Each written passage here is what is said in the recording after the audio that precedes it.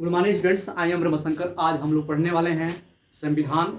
संविधान में हम लोग आज देखेंगे टॉपिक हमारा है प्रधानमंत्री यानी प्राइम मिनिस्टर के बारे में आज हम लोग जानेंगे।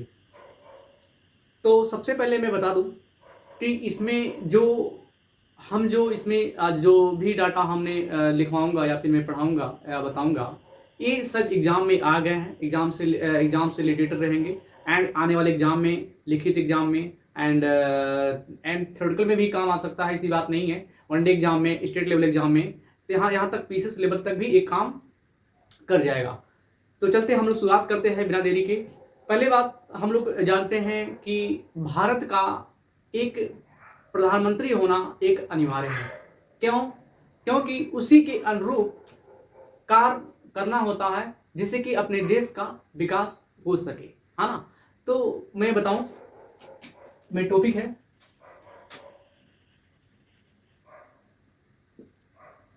प्राइम मिनिस्टर, जिसे हिंदी में बोलते हैं प्रधानमंत्री। ठीक है, तो सबसे पहले मैं बता दूं प्रधानमंत्री के बारे में। ये भारत के जितने भी आर्टिकल्स है, हर आर्टिकल्स का कुछ न कुछ मतलब होता है। हर आर्टिकल का कुछ न कुछ उसमें जो है उसमें रूल उसमें लिखा गया है कि उसके अंतर्गत कौन कौन सा कार्य करना होता है, कौन कौन सा कैसे हमको रहना है, ड्यूटी है, बहुत सारी चीज़ इसमें उल्लेख किया गया है। लेकिन हम ऐसे आर्टिकल के बारे में आज थोड़ा सा पढ़ेंगे जो प्रधानमंत्री, प्राइम मिनिस्टर के बारे में जो है वो बात करता हो या फिर उल्लेख करता हो। ठीक है, तो आर्टिकल नंबर 75 में ए में ही प्रधानमंत्री का उल्लेख किया गया है। मैं बता दूं कि कैसे कैसे क्या क्या होता है, क्या क्या नहीं होता है, मैं इसका जिक्र करना चाहूंगा। जो व्यक्ति लोकसभा में, जैसे लोकसभा होता है, तो लोकसभा में जो व्यक्ति लोकसभा में बहुमत दल का नेता होता है उसे राष्ट्रपति प्रधानमंत्री के पद पर वह नियुक्त करता है। ठीक है, एक पॉइंट मैंने बताया कि जो व्यक्ति लोकसभा में बहुमत दल का नेता होता है, कोई भी पार्टी हो, चाहे कांग्रेस पार्टी हो, भारतीय जनता पार्टी हो, बसपा हो, सपा हो, बहुत सारी ऐसी पार्टियां हैं। ठीक है, तो हमारे कहने का मतलब है जो व्यक्ति लोकसभा में बहुमत दल का नेता हो, यानी पार्टी का बहुमत दल का नेता हो, तो उसे राष्ट्रपति प्रधानमंत्री के पद पर वो नियुक्त करता है। हमारी बात समझ में आ गई? लेकिन कभी कभी ऐसा भी होता है कि यदि किसी भी दल को स्पष्ट बहुमत नहीं मिलता है, ऐसा कंडीशन आ जाती है ना। अगर किसी भी दल को स्पष्ट बहुमत नहीं मिलता है, यानी कोई भी पार्टी नहीं हो पाता है, उसके लिए मैं बता दूं, उसके लिए राष्ट्रपति अपने विवेक से कार्य करता है। भारतीय संविधान में बताया गया है। तो ये पॉइंट आपको याद रखना बहुत ही अनिवार्य है। ठीक है, एक बात और है, सपोज दैट प्रधानमंत्री का पर चुन लिया गया। ठीक है, लेकिन प्रधानमंत्री का मुख्य कार्य भी होता है। मुख्य कार्य क्या होता है? अपने मंत्रिपरिषद में अपने कार्यों का क्या करता है? वो विभागों का बंटवारा होता है ताकि एक सुचारू रूप से काम किया जा सके। ठीक है, और एक पॉइंट, लास्ट पॉइंट मैं बता रहा हूं, इसमें आर्टिकल नंबर 78 में आर्टिकल 78 कहता है, यानी अनुच्छेद 78 कहता है, में उल्लेख किया गया है कि प्रधानमंत्री के कर्तव्य का उसमें उल्लेख किया गया है। इसके साथ साथ अगर मैं कहूं कि प्रधानमंत्री, राष्ट्रपति, उनके मंत्रिपरिषद के बीच में जो एक मुख्य कड़ी संवाद के रूप में तो जाना जाता है, एक कड़ी संवाद होता है, मुख्य संवाद होता है, ये एग्जाम में पूछा गया है, इसे डिनोट कर लीजिएगा। हो सकता है मैं भी लिखाऊं पॉइंट वर्ड करके, ठीक है ना। उसके बाद हम एबिलिटी की बात करेंगे। एबिलिटी की बात करने के बाद जैसे हम योग्यता बोलते हैं, इसकी क्या योग्यता होनी चाहिए, प्रधानमंत्री बनने के लिए क्या योग्यता होनी चाहिए अभी मैं बताऊंगा। कार्यकाल कितना कितना होना चाहिए ये भी मैं बताऊंगा। शपथ कौन दिलाता है ये भी मैं बताऊंगा। और कुछ भी एक जो छोटे छोटे क्वेश्चंस होते हैं, जैसे कि सबसे कम उम्र में प्रधानमंत्री कौन रहा है, सबसे ज्यादा उम्र में प्रधानमंत्री कौन रहा है, और किनका कार्यकाल सबसे अधिक रहा है, किसका कम रहा है, ये भी इसमें बताऊंगा। अब पहले हम कुछ पॉइंट लिखते हैं ताकि आप लोग एक नोट बना सकें, है ना, हमेशा के लिए। ओके, तो मैं इस पॉइंट को मैं लिखता हूं। अनुच्छेद नंबर 75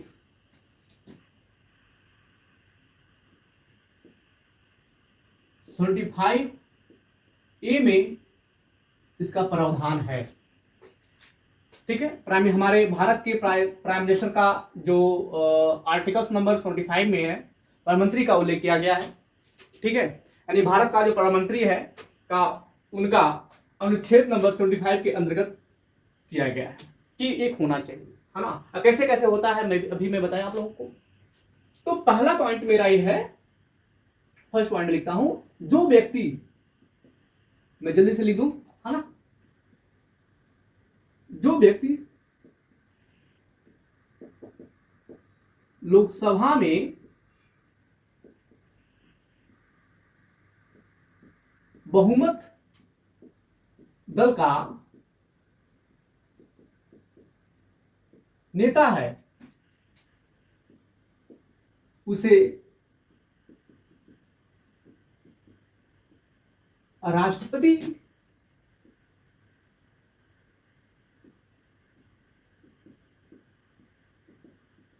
प्रधानमंत्री के पद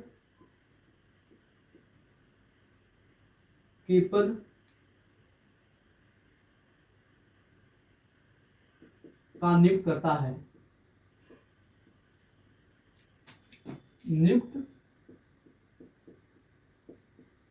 करता है, ठीक है।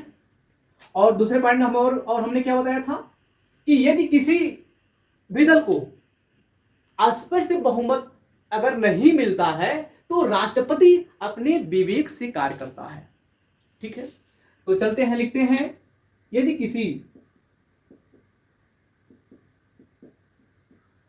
किसी दल को स्पष्ट बहुमत नहीं मिलता है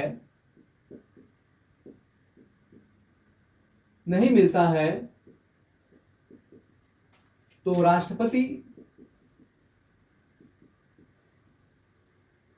अपने विवेक से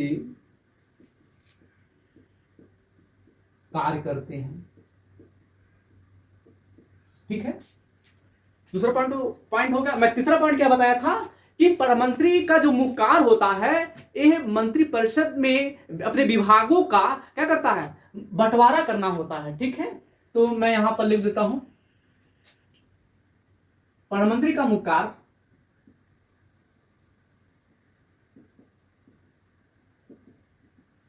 मंत्री का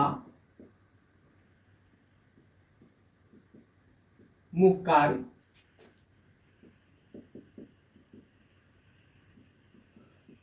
मंत्रिपरिषद में विभागों का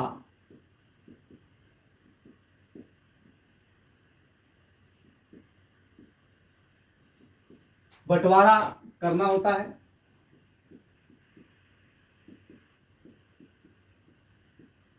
ताकि विकास हो सके, हाँ। 4 पॉइंट और मैंने क्या बताया था, हमने बताया था कि जो आर्टिकल नंबर 78 है, मतलब 78 है, अनुच्छेद नंबर 78 है, उसमें प्रधानमंत्री के कर्तव्यों का उसमें उल्लेख किया गया है। और इसके साथ साथ एक मुख्य पॉइंट एक हमने और बताया था कि प्रधानमंत्री, राष्ट्रपति और मंत्रिपरिषद के बीच में क्या होता है, एक एक एक मुख्य संवाद होता है जो मोस्ट इंपॉर्टेंट है, एग्जाम में पूछा गया है। तो इसको भी लिख सकते हैं, आप लिख सकते हो आर्टिकल नंबर 78, मतलब 78 में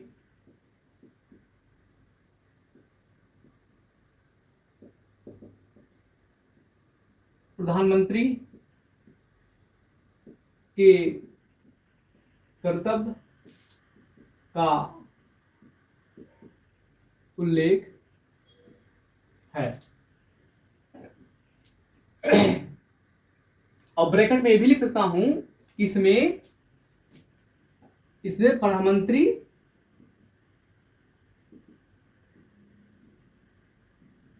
राष्ट्रपति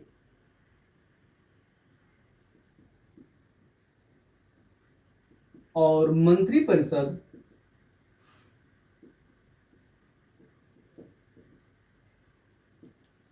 के बीच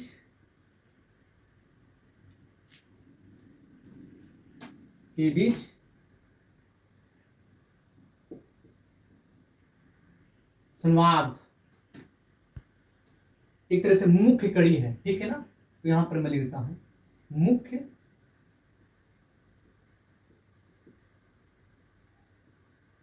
कड़ी है, ठीक है। ये पॉइंट हमने बता दिया था। इस पॉइंट बताने के बाद से मैं इनकी एबिलिटी के बारे में बात करूंगा। देखिए, इसकी एबिलिटी ये है कि प्रधानमंत्री बनने वाले व्यक्ति के लिए जरूरी ये है कि किसी भी सदन का सदस्य होना क्या है, अनिवार्य है, ठीक है। मैं क्या बताया, प्रधानमंत्री बनने वाले व्यक्ति के लिए जरूरी है कि संसद के किसी भी सदन का एक तरह से सदस्य हो, यानी मेंबर हो, ठीक है। हमने क्या बताया, पहला पॉइंट एबिलिटी में योग्यता हमने बताया कि प्रधानमंत्री बनने वाले व्यक्ति के लिए जरूरी है कि संसद के किसी भी सदन का सदस्य हो, यानी मेंबर हो, ठीक है। अगर बाय द वे सदस्य नहीं है, सेकेंड पॉइंट में, अगर बाय द वे सदस्य नहीं है किसी भी सदन का, ठीक है ना, उच्च सदन निम्न सदन होता है, मैं उसके बारे में बात कर रहा हूं, है ना। तो अगर बाय द वे सदस्य नहीं है तो 6 माह के अंदर सदस्यता लेना अनिवार्य है प्रधानमंत्री को, नहीं तो अन्यथा प्रधानमंत्री को त्यागपत्र देना पड़ जाएगा, ठीक है। ये मोस्ट इंपोर्टेंट आपसे पूछता है एग्जाम में कि अगर प्रधानमंत्री अपने पद पर कार्यरत है लेकिन किसी भी सदन का सदस्य नहीं है, तो कितने माह के अंदर सदस्यता ले लेना चाहिए। तो आपके ऑप्शन में रहता है 6 माह, साल भर, ठीक है, 12 महीना, 3 मंथ, 1 मंथ। तो आपका 6 माह का के अंदर सदस्य लेना अनिवार्य रहता है, यानी 6 माह का आपका आंसर हो जाएगा, ठीक है। अन्यथा प्रधानमंत्री अपने पद को त्यागपत्र उनको देना पड़ जाएगा, ठीक है। एग्जाम में पीसीएस एग्जाम में पूछा गया है, वनडे एग्जाम में 1 से SSC में पूछता रहता है ऐसा क्वेश्चन, ठीक है। तो हम इनकी योग्यता के बारे में थोड़ा सा देखते हैं। योग्यता यानी एबिलिटी। तो प्रधानमंत्री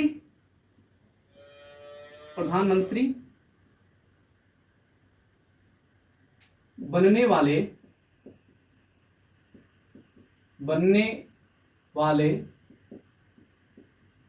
व्यक्ति के लिए जरूरी है कि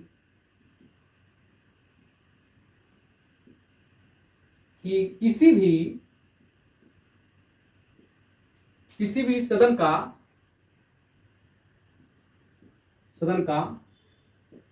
सदस्य यानी मेंबर हो, है ना, यानी क्या हो, मेंबर हो।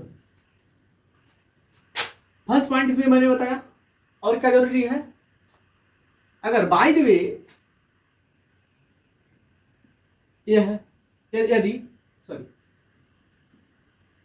यदि सदस्य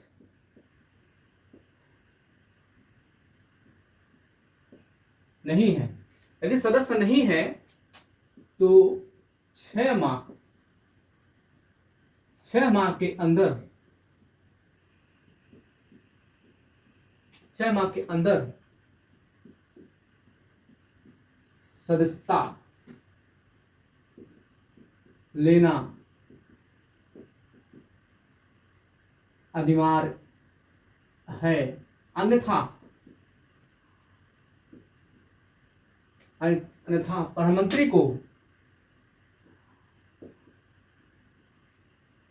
प्रधानमंत्री को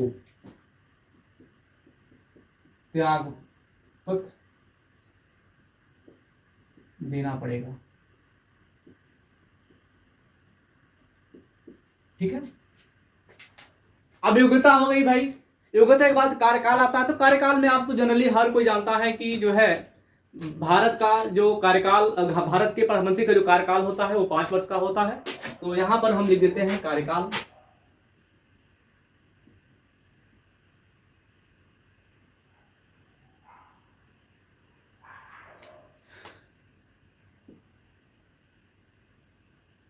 भारत के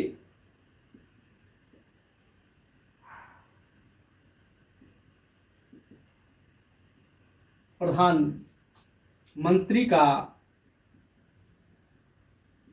कार्यकाल कितने वर्ष होता है? 5 वर्ष का होता है। 5 वर्ष का होता है। ठीक है, कार्यकाल हो गया भाई। अब इसके बाद शपथ आता है। तो शपथ इनको दिलाता कौन है, यानी प्रधानमंत्री को शपथ दिलाता कौन है, तो इसके बारे में थोड़ा सा हम चर्चा कर लेते हैं। देखिए, जो शपथ होता है, ये शपथ भारत के जो राष्ट्रपति होते हैं वो दिलाते हैं। ठीक है ना। तो मैं यहां पर लिख देता हूं, भारत के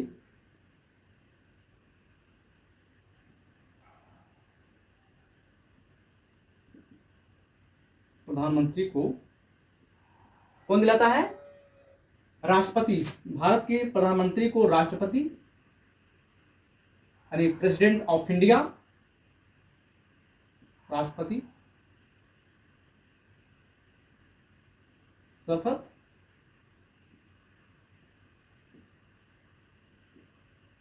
दिलाते हैं। ठीक है। और इसके देखिए हम लिखेंगे नहीं, लेकिन ये है कि आप नोट कर लीजिएगा, है ना। मैं सिर्फ डिस्कस करूंगा।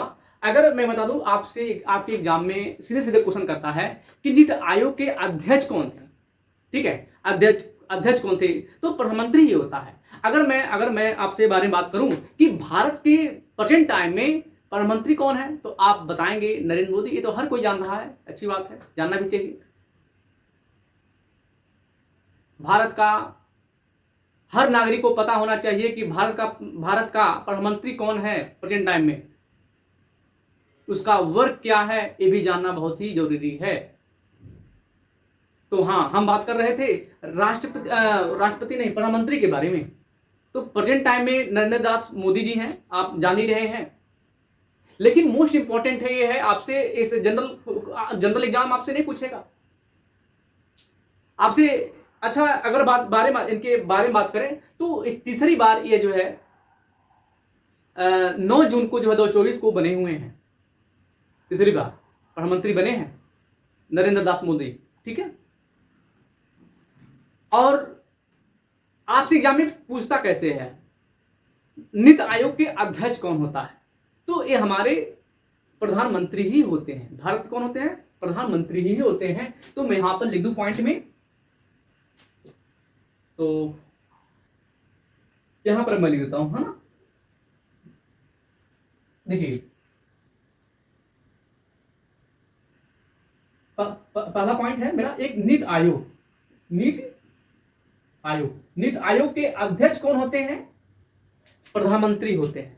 ठीक है। इसके अलावा राष्ट्रीय विकास परिषद के अध्यक्ष कौन होते हैं? यही होते हैं, यानी प्रधानमंत्री ही होते हैं। तो यहां पर मैं नोट ही करता हूं, राष्ट्रीय विकास परिषद, राष्ट्रीय विकास परिषद। राष्ट्रीय विकास परिषद के अध्यक्ष कौन होते हैं? ये प्रधानमंत्री ही होते हैं, ठीक है ना। एक और है राष्ट्रीय एकता। राष्ट्रीय एकता आपसे आपके एग्जाम में, स्टेट लेवल एग्जाम में, पीएसएस में भी पूछ देता है ऐसे क्वेश्चन। राष्ट्रीय एकता परिषद का अध्यक्ष कौन होता है? ये कौन होता है? प्रधानमंत्री ही होता है। तो राष्ट्रीय एकता ये पूछा गया है एग्जाम में, जान लीजिए, है ना। राष्ट्रीय एकता परिषद, एकता परिषद, है ना। और अगर बारे में बात करेंगे तो अंतर्राज्यीय परिषद,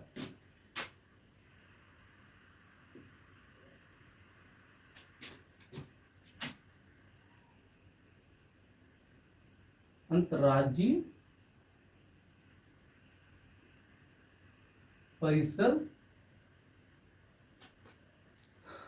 और इसके अलावा एक और है राष्ट्रीय जल संसाधन परिषद, यानी राष्ट्रीय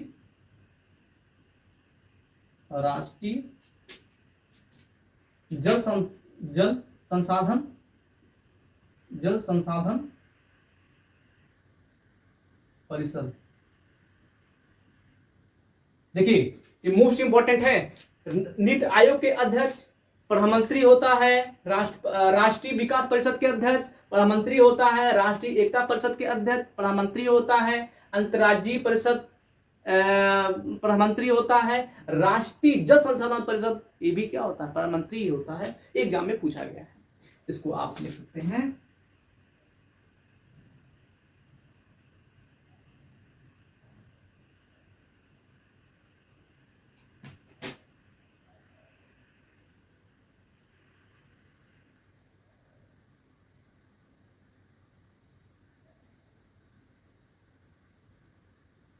प्रधानमंत्री,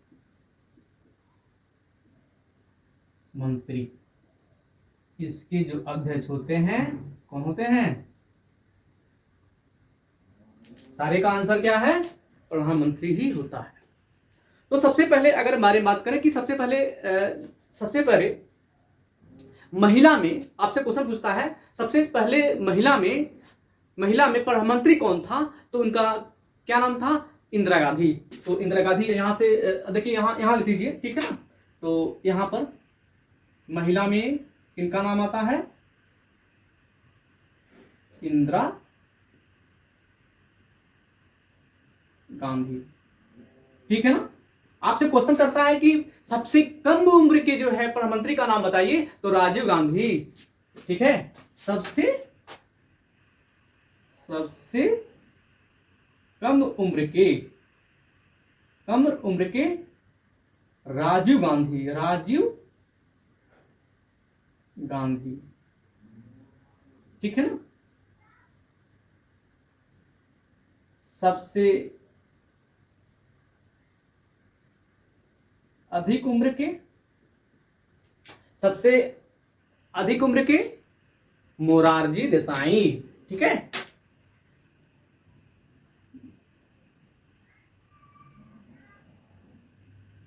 जी देसाई, ठीक है। और आपसे क्वेश्चन क्या पूछता है? और आपसे आपसे एक एग्जाम पूछा गया है कि सबसे कम कार्यकाल, यानी सबसे कम कार्यकाल प्रधानमंत्री का नाम बताइए। तो सबसे कम दिन, ठीक है, यानी कार्यकाल,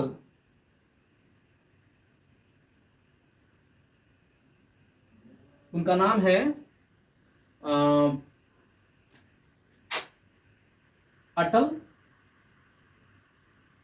अटल बिहारी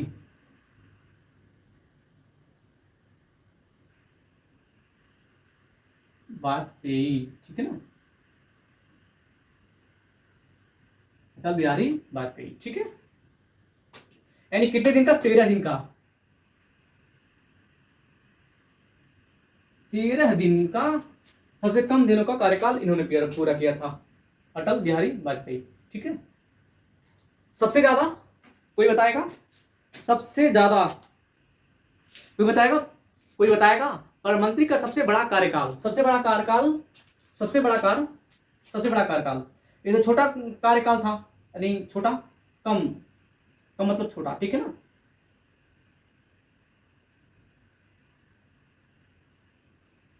छोटा कार्यकाल अटल बिहारी वाजपेयी, और सबसे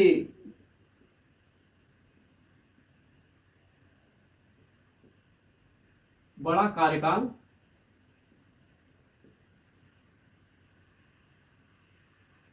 जवाहरलाल नेहरू, जवाहरलाल नेहरू, ठीक है ना। तो यानी 16 वर्ष, 16 वर्ष 9 महीना 12 दिन, ठीक है। इतना आपका आंसर होगा, ठीक है। 16 वर्ष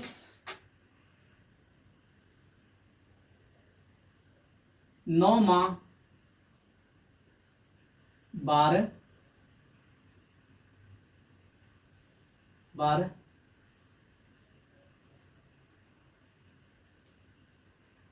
दिन। तो बहुत सारे क्वेश्चन यहाँ से क्लियर हो जाएंगे।